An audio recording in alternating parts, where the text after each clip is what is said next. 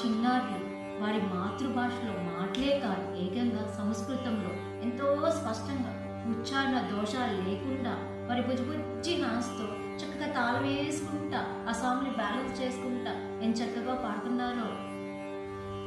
Are you ready? Yes. Gurubhyo Namaha. Thank you so much. What is the song name? Shri Ganesh. Ready, Nana?